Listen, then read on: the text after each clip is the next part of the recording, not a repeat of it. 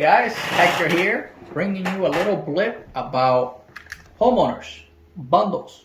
The reason why I bring the bundle thing or the bundle mentality is because a lot of people want to save money, right? Everybody wants to save money. That's bottom line. How much money can you save me? And can we bundle it? But sometimes bundling is not the right thing to do. Why? Different companies have different criteria. Different criteria falls in different buckets, which actually you and I don't get to see.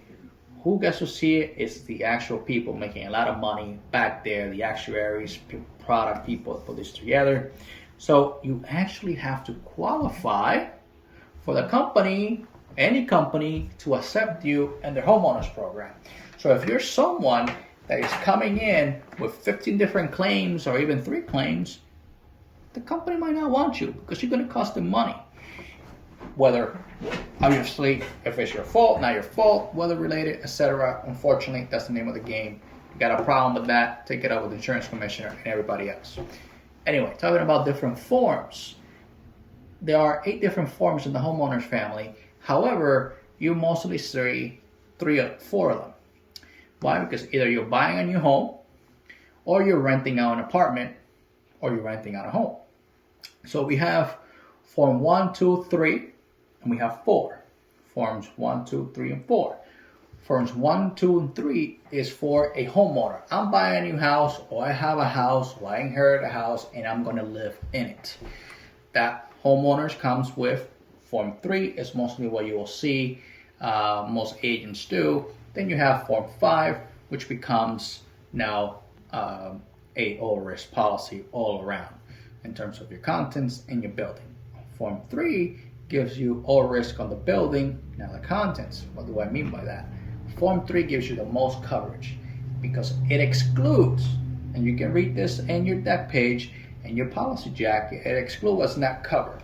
Like flood, for example. If you live in a flood zone, your bank, whoever you're dealing with, a home equity, etc., might require you a flood policy, which essentially is controlled by the federal government, or FEMA, as most people call it, but the insurance company service those. Those are very expensive, depending on the zone that you live in, which flood zone you live in.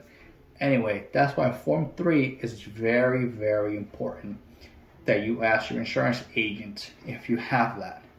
Because if not, you're paying for coverage that you probably won't get, because a Form 2 names the coverage that you're getting, the perils that you're getting. Form 1 only covers a couple basic things which you don't want. I mean, actually, it's a lot cheaper to get a Form 3 in most situations. Every situation is different. A Form 3, HO3, will also cover your contents, all in one big package. So, this keyboard, for example, this mouse, that will be covered under a Form 3. And make sure that you have replacement costs on contents. Some companies call it brand new belongings, etc. Because if this gets stolen, you don't want this to be depreciated.